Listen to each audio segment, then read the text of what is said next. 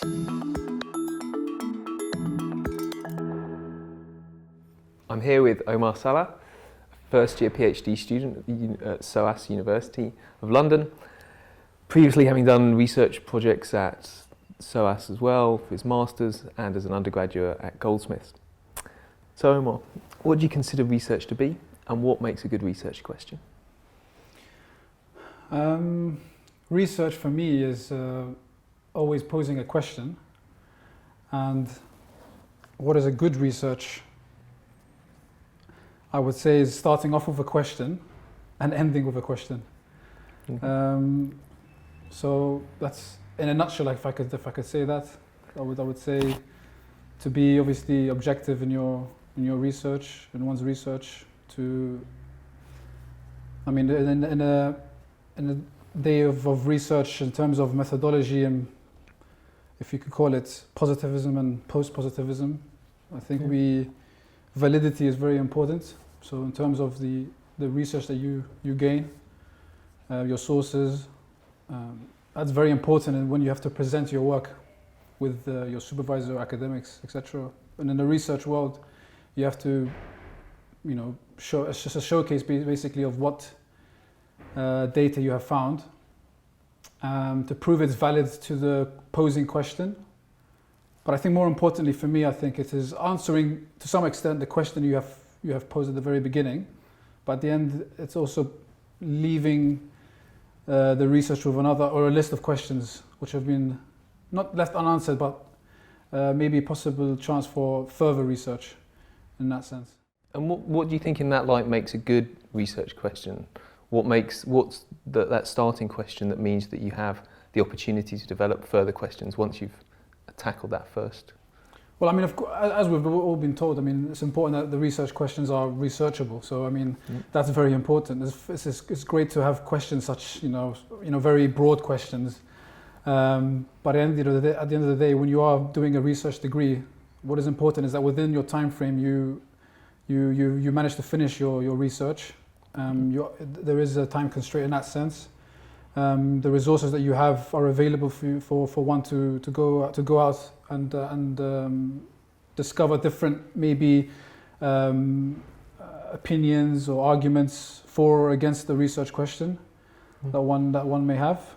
But more importantly, so is to have different understandings or different angles or perspectives of people of literature based on these questions.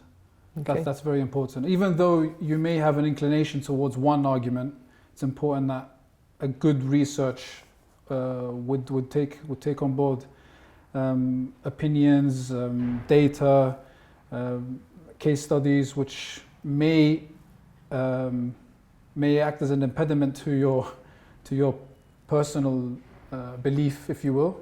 But it's important to remain as objective as possible. That's at least an academic should refrain from using words such as should, could, would, and actually use the data which is given to them or they've come up with. So Omar, thinking about your own research projects, in your opinion, what's the value of a good literature review, and why do you do one? I think it's important to sort of look at the surface, and it's good to touch base with, familiarize yourself with the sort of literature which is out there concerning at least my research questions. So it's important that I get a feel of what academics are saying about the field that I'll be looking at for the next 3-4 years, and also to familiarize myself with the authors. There'll be a lot of the same authors that will come up, different articles, maybe book chapters, etc. So it's important that I establish a space, if you will, for my research. So it's important that one does a literature review to understand that so-and-so scholars or academics have written X, Y, Z, and where does my research come into it? Or how does my research add to what has already been said? And why is my research different? So I think it's important that it's quite ironic that, doing a research degree, and especially at an institution like SOAS, we will try to refrain as much as possible from using corporate terms or corporate words, but in essence, it's to find a sort of a market or a niche for for my research. So if there's anything that has been done, it's important for me to find a niche where I can actually sell my research question and sell it to my supervisor at the institution to say why is it valuable and important to look into. So I think, especially the first year, it's very important, for me at least, to do a literature review. Now I've gone back to revisit my literature review and always add new sources, new readings. And it's taught me to be a lot more flexible in my literature review as I go along, as I'm doing more readings and you know, analysing and sort of summarising what certain authors or scholars have said, and to be less rigid in my reading, because inevitably I will have to read many books, probably hundreds of books by the end of I'm done with the research degree, and also to be accommodating as well is important. So you know, if there's something that a supervisor or a colleague has put forward to look into and read, I will definitely take it on board and have a read through it, and not to be dismissive. And that's another skill set or trait that a researcher should have. And moving on and thinking about, to what extent in your experience of doing your research projects is planning and management an important facet of your success and ability to complete the project? Very much so. If it's one thing that I've learned so far, it is to be on the ball, and to be quite diligent when it comes down to planning and managing. Be it deadlines that I have, or if I envisage to finish a core chapter, for instance, I have a deadline coming up. It's important that I manage my time from now until then, to make sure that, you know, readings are done at this date. I begin to write at a certain date, and also to be flexible again, to always revisit that, and not to be as rigid as you may be in the working world. I mean, I took a break between my master's and my research degree, so it was difficult for me to come back in and do a research degree, and being exposed to the late night hours of reading and writing, early mornings. So it's not quite like the 9 to 5, put it that way. And I think I did need some time to adapt to that. But again, that's another skill set.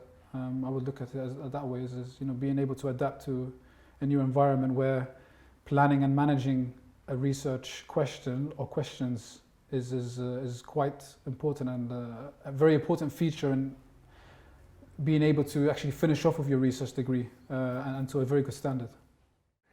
If you're thinking about your own experience up to this point, what sort of measures of success would you point to when, you know, considering what constitutes good research that you've conducted? Good research that I've conducted. I mean, again, it's one of those questions where you have different interpretations or different perspectives of success, good. Mm-hmm. So personally, I wouldn't take it upon me to say that I've succeeded or I've done good research. What I would say is I've done research. Again, depending on the person reading my work, may deem it good, may deem it moderate, mediocre, outstanding, poor. So I mean, for me, what is important, that I've, at least my side, have understood the core principles of doing a good research degree, which is fulfilling the basic components of a research degree. But again, it does, I mean, for me, boil down to the fact that what people have, you know, expectations and perspectives and, you know, definitions of certain words that we use. And you become much more very philosophical doing a research degree when people use particular words, and you tend to overanalyze words that have been spoken by others. So I think, not deliberately trying to avoid the question, but what I'm trying to say here is that I think it does come down to different perspectives of success. So Omar, thinking about your own academic and indeed professional experience, is there something you'd point to as a sort of high watermark, your best research experience? My best research experience will probably be in my professional capacity. Working in the third sector, I was delegating a research team to look at capacity building and civil society work in the case of Somalia. So we conducted research, and we accumulated some findings which we put together and analyzed and translated, of course, into proper information, which is then able to be presented to the Foreign Office here in the UK with the Friends of Somalia, and that was later then used as evidence by various other charities and major charities working in the region, and also to influence hopefully new policy decisions in the region, particularly with the internally displaced peoples in South Central Somalia and Mogadishu and Puntland. So that was quite a humbling experience. It was very, very enriching and rewarding to see that something which started off as a very small scale operation and very much required a lot of reading and a lot of research and analysis to eventually then be presented to decision making personnel and ambassadors and diplomats, etc. So in that sense, it was very, very rewarding. In terms of the academic short-lived career, as we speak, probably I would say, I mean, if I could pass my mini Viva and get the upgrade, that would be a sort of a milestone in my early academic career. But again, there's this, for me personally, I think there are many teachers or academics and scholars I look up to and think, you know, they are still quite young and still maybe they have not received their best rewards, if you will. I think it requires a lot of patience, and it's a very genuine, I would say, a career field to get into, because again, it's something that you would like to do, and it's research which you hold very close to your heart, and it's one of those careers where you rarely look for acknowledgement or rarely look for credit, at least in my experiences so far. It's one of those career fields which is why I ended up probably doing a research degree and hopefully envisage to enter the academic world, is to do something which is enriching and also satisfying for me intellectually, and something which I could relate to in the working world as well. So yeah, hopefully this time next year I could tell you, fingers crossed, that I've passed one of my very first milestones in the academic career. And just finally, Omar, in terms of you know, you're looking back on your younger self, is there one tip you would tell yourself of you know, in terms of your research projects and how you might have done it better? Okay, so for instance, if I was giving advice to a younger Omar who is looking to go into research, I would say to be less of a control freak and to allow yourself the ability to grow and to be to adapt to the surroundings around you. I think that's very important. I could be easily, I mean, it wasn't an easy process for me to adapt to the sort of the lifestyle, particularly of an academic, and also to the flexibility of being able to take on a lot of readings which you may have not considered beforehand. So it's important that you take on board more and more readings, and to plan and manage your time very well. So I think, and also not to be overwhelmed.